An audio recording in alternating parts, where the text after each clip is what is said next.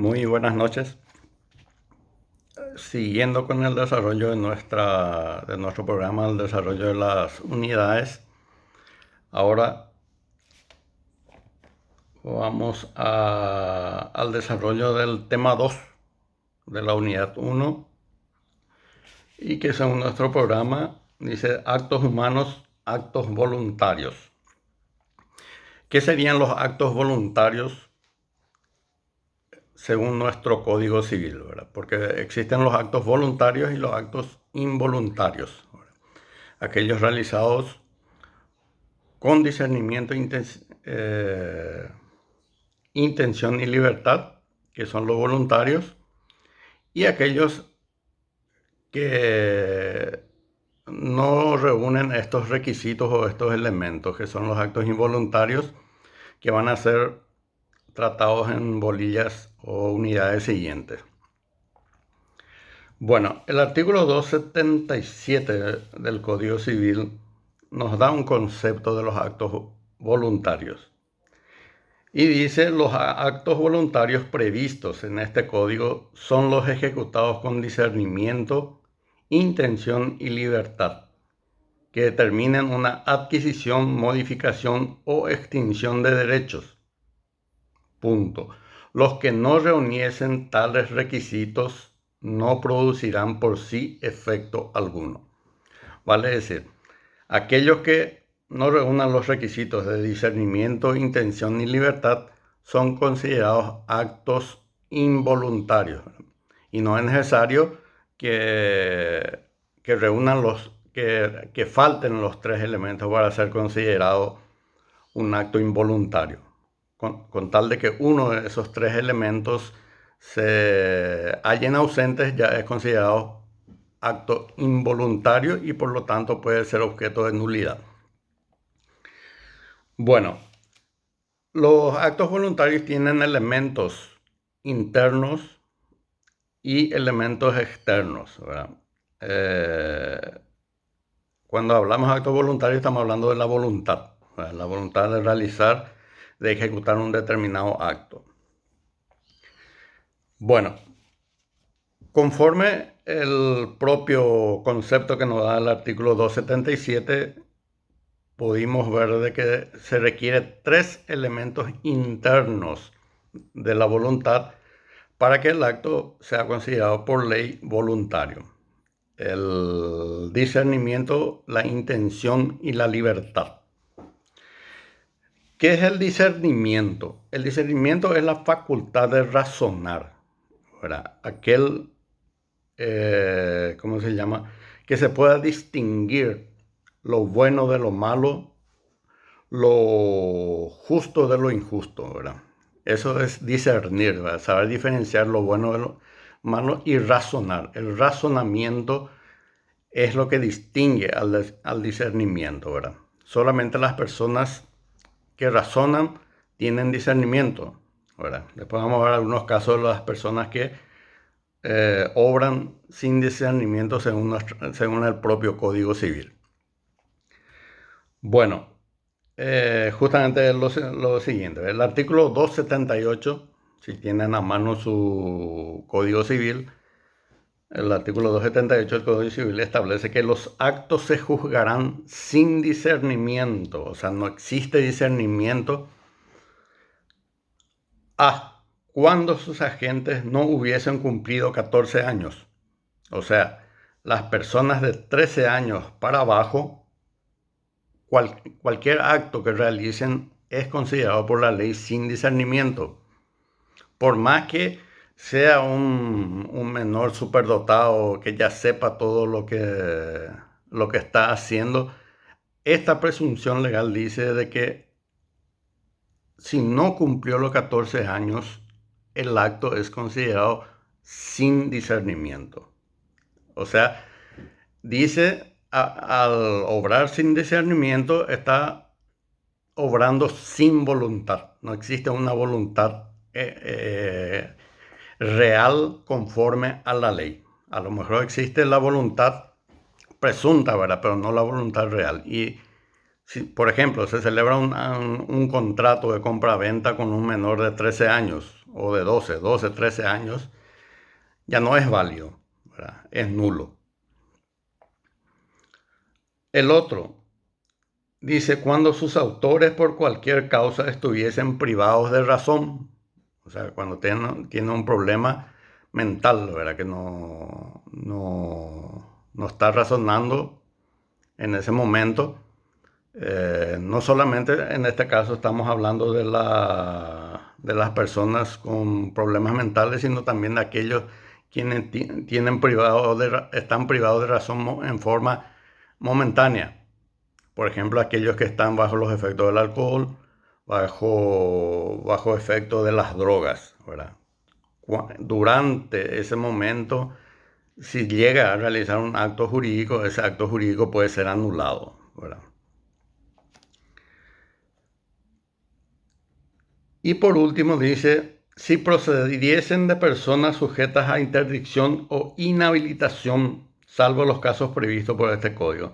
La interdicción y la inhabilitación son figuras en la cual ya existe una sentencia judicial que así los declara, ¿verdad? Previo proceso, obviamente, una persona es declarada inhabilitada o interdictada, ¿verdad? Eso seguramente ya dieron en derecho familia o algo, pero no importa mucho. Cuando existe una sentencia de un juez que diga que esa persona está inhabilitada o interdictada, esa persona ya no puede realizar ningún acto jurídico. Para eso se le designa, en el proceso de interdicción o inhabilitación, se le designa un curador. ¿Qué es el curador? Es el administrador de sus bienes, ¿verdad? Que puede ser un pariente cercano o puede ser un tercero, ¿verdad? Eso va a depender de la capacidad que tengan también los parientes de poder administrar los bienes, y si no existe esa capacidad, el juez puede optar en designar a una tercera persona capacitada para que pueda administrar los bienes de esa persona interdicta, ¿verdad? Eh, Obviamente que esta persona que administra los bienes de una persona declarada inhabilitada o interdictada tiene el derecho de percibir una remuneración en tal carácter.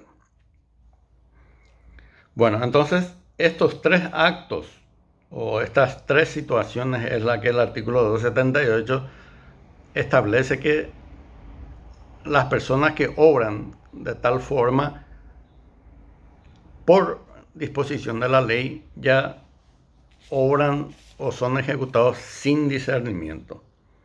¿Y qué pasa? Como le dije anteriormente, ¿verdad? Faltando uno de los elementos internos de la voluntad, ya el acto jurídico resulta ineficaz, ¿verdad? Inválido, ¿verdad?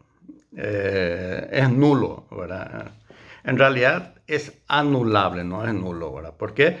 Porque dependiendo del caso, ¿verdad? Porque estos actos, si no llegaran a ser impugnados dentro del plazo establecido en la ley, pueden surtir efectos y ya no pueden impugnarse dentro de un plazo, ¿verdad? Por ejemplo, el plazo de la nulidad, o para pedir la nulidad de un acto ejecutado por dolo o violencia, se tiene 2 años para pedir la nulidad. Y si dentro de esos 2 años no se planteó, entonces ese acto queda confirmado y tiene plena validez. Bueno,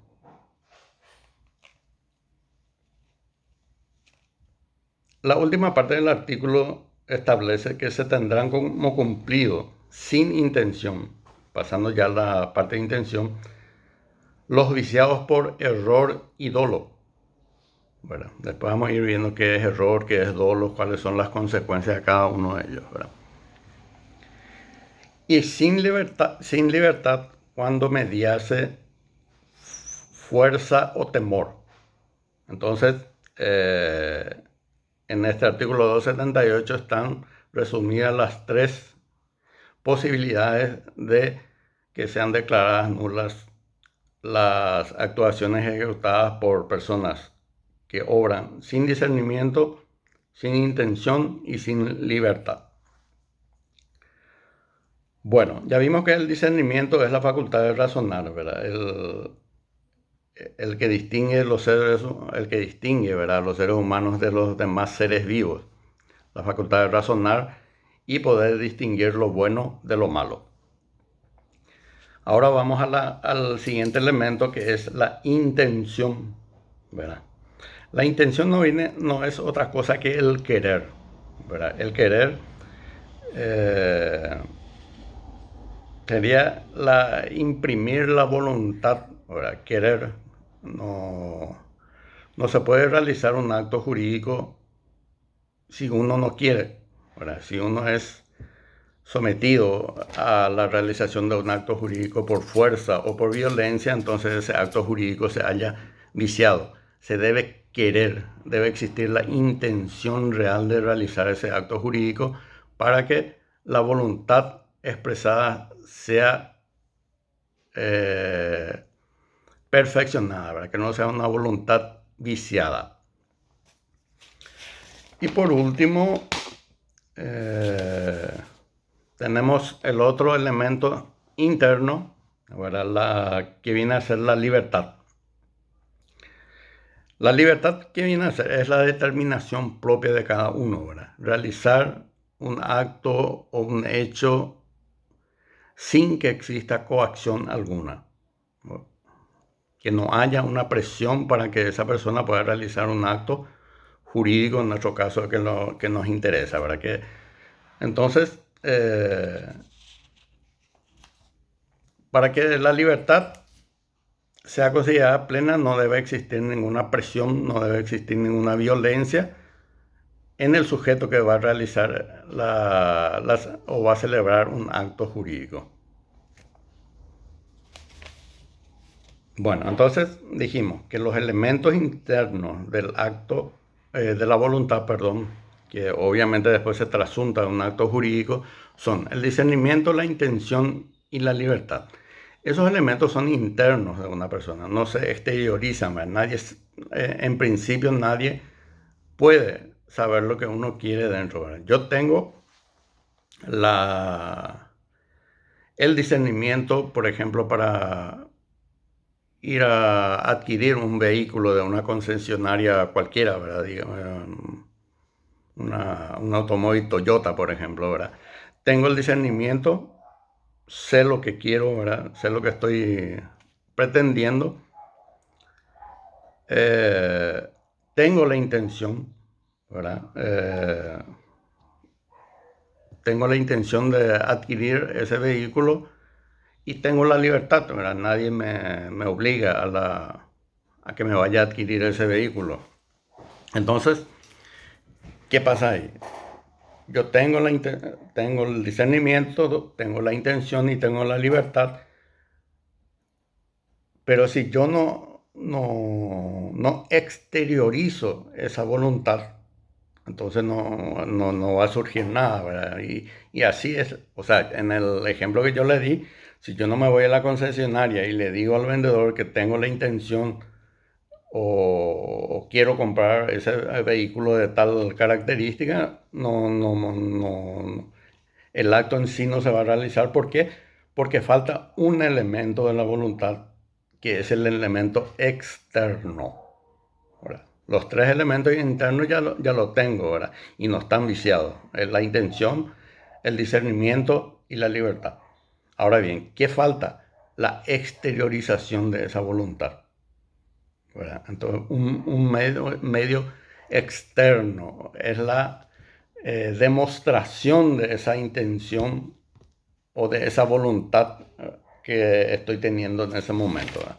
Y es lo que nos pide el siguiente punto de nuestro programa, la manifestación de la voluntad. Dice su valor frente a la voluntad interna, ¿verdad?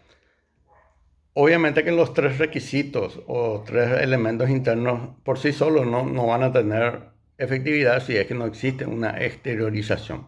Así como el ejemplo del vehículo que siempre yo le doy a mis alumnos, ¿verdad? Que si yo me voy, o sea, si yo tengo la intención de comprar el vehículo, tengo el discernimiento necesario para ello y la libertad, porque nadie me está obligando, con eso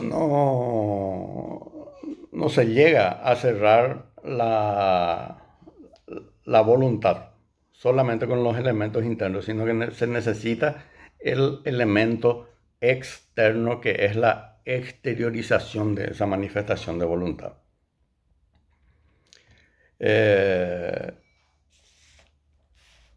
Esto lo van a encontrar en el artículo 279 de nuestro Código Civil. Con relación a la voluntad, también tenemos dos escuelas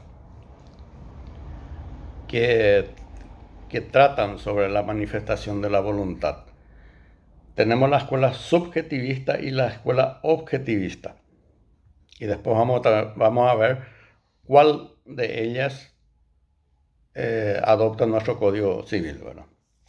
Bueno, la teoría subjetivista o la teoría clásica busca proteger esencialmente la voluntad del individuo, porque considera que la manifestación no es otra cosa que la exteriorización de una voluntad interna.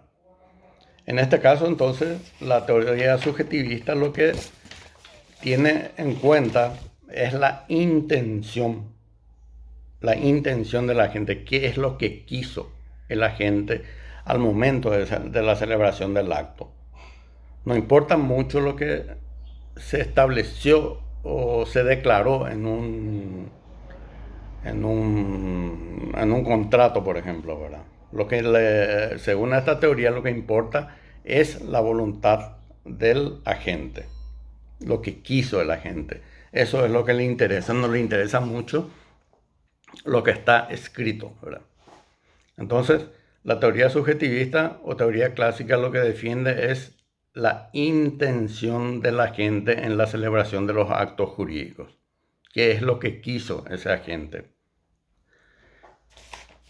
Bueno, en contrapartida tenemos la teoría objetivista. Objetiva o de la declaración también se le llama, ¿verdad? Bueno, esta teoría considera de que la sociedad debe creer en lo declarado. Y como fundamento de su teoría, dice de que la seguridad jurídica está por encima de todo. Y si se ha plasmado en un escrito la verdadera intención de la gente o una intención de los agentes, no puede posteriormente excluirse la responsabilidad de los agentes manifestando que no fue su intención lo que ha sido plasmado en un escrito, en un contrato, lo que sea, ¿verdad? Ellos dicen de que se debe respetar lo declarado por las partes, ¿verdad? Declarado en un contrato, inclusive verbalmente, dependiendo de cada situación, ¿verdad? Bueno, para algunos esta teoría de la declaración o teoría objetiva es excesivamente defensor de la seguridad jurídica sin tener en cuenta la verdadera intención de la gente, que es lo primordial en estos casos, ¿verdad? O sea, porque eh, pudo haber sido mal redactado ese contrato, ¿verdad? Pudo haber sido firmado o participó esa persona por cierta presión. Pudo ser de que se celebró un contrato no teniendo la intención real, ¿verdad? Se quería realizar una cuestión pensando que estaba realizando una determinada transacción, era otra. Por ejemplo, se estaba celebrando un contrato de locación de alquiler y yo pensaba o tenía entendido que era un contrato de comodato, ¿verdad? Contrato de comodato es un contrato de uso gratuito. Y el contrato de locación obviamente que es remunerado, ¿verdad? Entonces, yo pensando que era un contrato de comodato, he suscrito ese contrato de locación y entonces mi voluntad en ese caso se haya viciado, ¿verdad? Porque no era mi intención la celebración de ese acto jurídico. Y después tiene sus consecuencias, ¿verdad? Eso que puede, si puede ser demostrado cuál fue la verdadera intención de la gente, entonces se puede anular ese contrato sin responsabilidad para el afectado. Estas cuestiones vamos a ir viendo más adelante de forma más profunda porque, como ustedes sabrán, todos los programas así vienen, ¿verdad? En forma genérica y después se van desmenuzando uno a uno en otras unidades, ¿verdad? En forma más profunda se va tratando, ¿verdad? Bueno, existen varias especies de manifestación de voluntad, de la voluntad. Y entre ellas podemos establecer que existen, por ejemplo, la manifestación externa. Aquí la manifestación externa es la que resulta de las exteriorizaciones deliberadas, o sea, demostrar en forma deliberada que uno está conteste a realizar un acto jurídico o de dar o de demostrar su voluntad a través de ciertos actos. Por ejemplo, la firma de un contrato lo estoy haciendo en forma expresa, ¿verdad? De que mi voluntad, por más de que existan algunos vicios, después eso se va a analizar separadamente, ¿verdad? Pero la firma de un contrato ya es una forma de exteriorización de la manifestación de la voluntad en forma expresa, ¿verdad? ¿Por qué? Porque al firmarlo en forma expresa yo estoy aceptando lo que está allí en ese instrumento. Eh, Otros tipos de declaración expresa de la voluntad, podemos decir que existen varios, ¿verdad? Puede ser en forma verbal, ¿verdad? Uno en forma verbal acepta eh, una determinada condición que se le impone, por ejemplo, en el juramento, en el juramento o promesa, ¿verdad? Cuando se le dice que uno jura o promete ejercer cabalmente la función que se le ha designado y uno responde con la palabra sí, ¿verdad? Si juro o si prometo, ¿verdad? Sí. Eso es una manifestación de la voluntad en forma verbal. Escrita, ya vimos el contrato como ejemplo, ¿verdad? Después tenemos también por signos inequívocos. ¿Qué significa eso? A través de ciertos actos o movimientos realizados para demostrar nuestra manifestación de voluntad sobre determinados casos. Por ejemplo, el voto en una asamblea, ¿verdad? Se propone una determinada cuestión, se secunda eso y pasa a votación, ¿verdad? Entonces, ¿cuál sería la manifestación, la forma de manifestar la voluntad en ese caso? Por ejemplo, si es para la aprobación, uno levanta la mano, ¿verdad? En una asamblea levanta la mano y con eso se demuestra eh, la manifestación de la voluntad. Si está a favor o está en contra, ¿verdad? Los que están a favor levanten las manos, por ejemplo, ahí es así, ¿verdad? Después, otro tipo también se da en los remates, ¿verdad? En los remates, ya sean privados o judiciales, el rematador dice tantos millones, por ejemplo, ¿verdad? Tantos millones, ¿quién ofrece 1.500.000? Y uno de los presentes levanta la mano. Ahí está expresando su voluntad en forma positiva de que él está de acuerdo en abonar esa suma por el objeto que está siendo subastado. Después tenemos la manifestación tácita, ¿verdad? La manifestación tácita demuestra la conducta de la gente, infiere la conducta de la gente que no, en forma deliberada no ha demostrado, ¿verdad? Así como la expresa, no firmó un documento, no levantó la mano, no dijo sí, acepto en forma en forma categórica, digamos, que puedan ser observados como una manifestación de la voluntad. ¿Cuál sería un ejemplo de la manifestación tácita de la voluntad? Cuando yo tengo un pagaré de un deudor y le devuelvo o le entrego ese pagaré y no le cobro, o sea, le toma, te entrego este documento. ¿Qué implica eso? Eso implica la renuncia al cobro de la suma indicada en ese instrumento. Técnicamente se le llama remisión de deuda, ¿verdad? O sea, el perdón de la deuda. Esa es una forma de manifestación de la voluntad.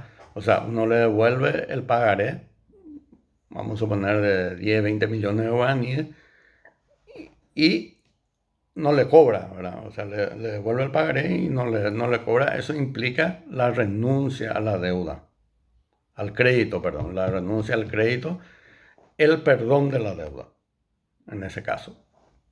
Esa es una de las formas de la manifestación tácita. Después tenemos la manifestación presumida por la ley. En este caso es la ley la que establece ciertos criterios de presunción de voluntad de las partes, de todos los habitantes de la República que estamos sometidos al Código Civil, ¿verdad?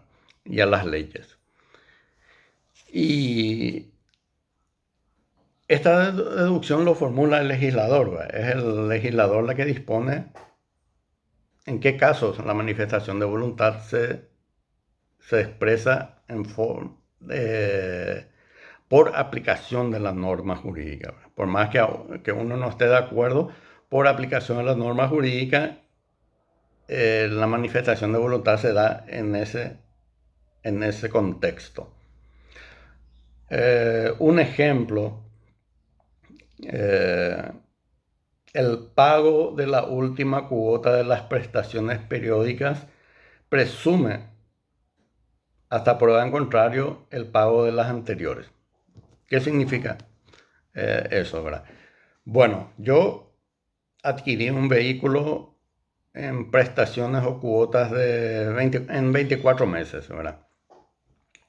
Si yo tengo a mano el pagaré de la última cuota, de la cuota número 24, entonces estamos ante una presunción de que todas las anteriores ya fueron abonados, pagados, ¿verdad?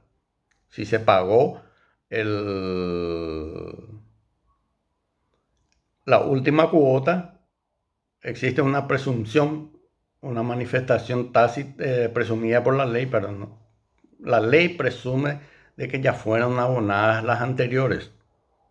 Obviamente que esta es una disposición que puede ser, que da la opción de demostrar lo contrario, ¿verdad? O sea que no es tan categórico esta cuestión, ¿verdad? Pero supongamos que al acreedor se le extravió todos los demás. Yo llegué a pagar 2 cuotas y se extravió los demás instrumentos y se encontró solamente el de la última cuota, ¿verdad? Entonces me cobra eso, yo le pago y me devuelve el pagaré, ¿verdad? Entonces yo con ese pagaré puedo afirmar de que existe ya el pago total de la deuda. Ahora, si el acreedor tiene forma de demostrar que no es así, ya es otra cuestión, ¿verdad? Pero para la ley, el hecho de que yo tenga el último documento obligacional, que es el pagaré de la cuota número 24, entonces hace presumir de que todas las cuotas anteriores ya fueron pagadas. ¿Está? Bueno, otro ejemplo también es lo que dispone el artículo 227 de nuestro Código Civil, que establece que el hijo nacido dentro de los 300 días posteriores a la disolución del matrimonio de la madre se presume concebida en este. O sea, una pareja que está casada y el matrimonio se disuelve, vamos a suponer hoy, el niño o la niña, ¿verdad?, que nazca 300 días después de esa fecha es considerado hijo matrimonial, o sea, hijo de la pareja, ¿verdad? Por más que ya estén separados, a los 300 días, si nacen dentro de ese periodo una criatura, es considerada matrimonial de la madre y del padre eventualmente, o del marido de la mujer, ¿verdad?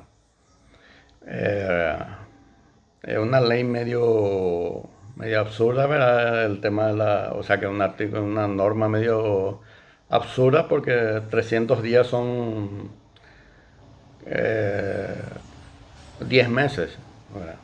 10 meses, ¿verdad? Y sabemos que el parto normal dura 9 meses, ¿verdad?, lo máximo. Puede hasta durar menos, la criatura puede nacer antes, ¿verdad? 7 meses, 8 meses, 6 meses inclusive, ¿verdad? Pero que nazca después de los 9 meses, yo en mi vida todavía no he visto, ¿verdad? No, es medio raro, ¿verdad? Pero es la disposición legal, ¿verdad? Y hay que acatar, ¿verdad?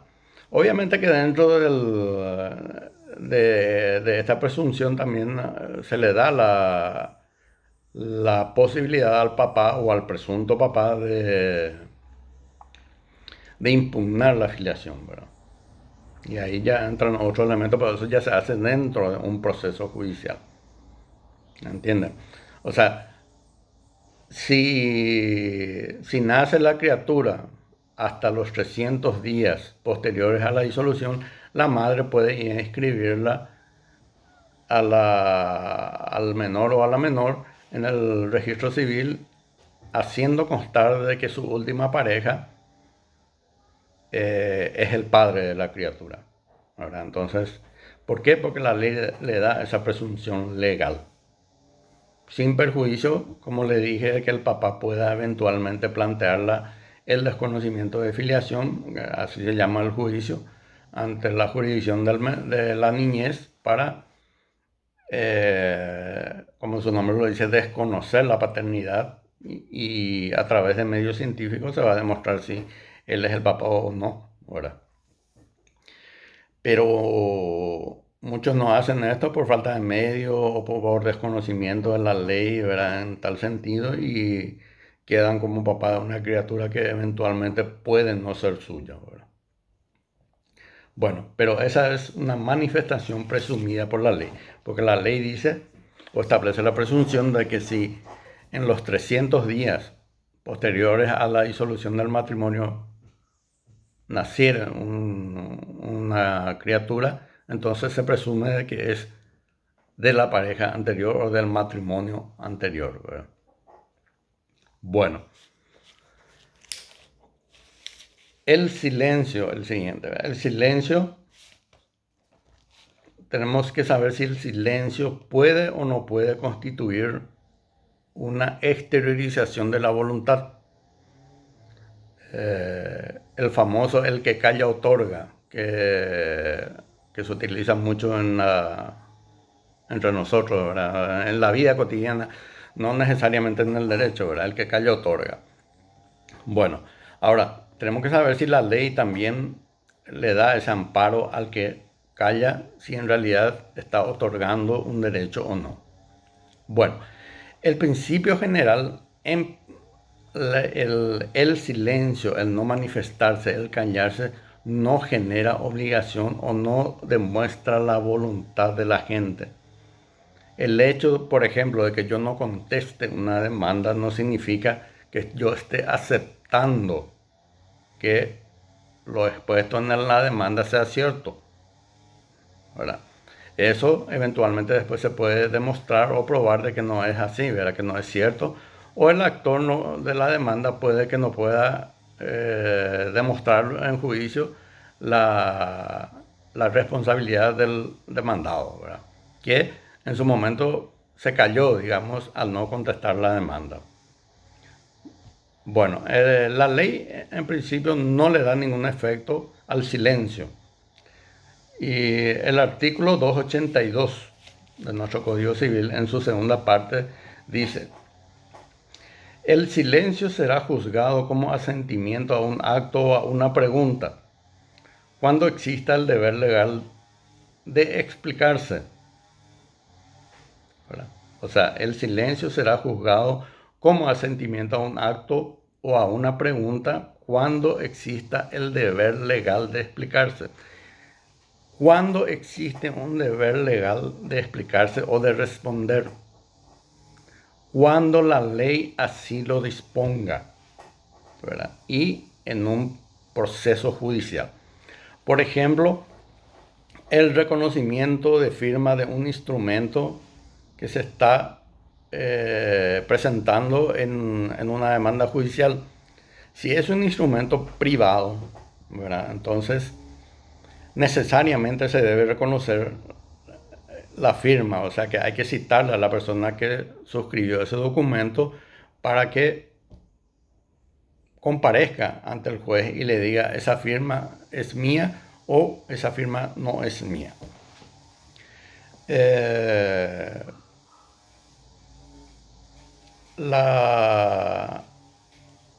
¿Cómo se realiza este procedimiento en los juzgados? La ley tiene que establecer el apercibimiento, ¿verdad? ¿Qué significa eso? De que en caso de que no comparezca o no desconozca en forma clara y contundente su firma, se le va a tener por reconocida esa firma.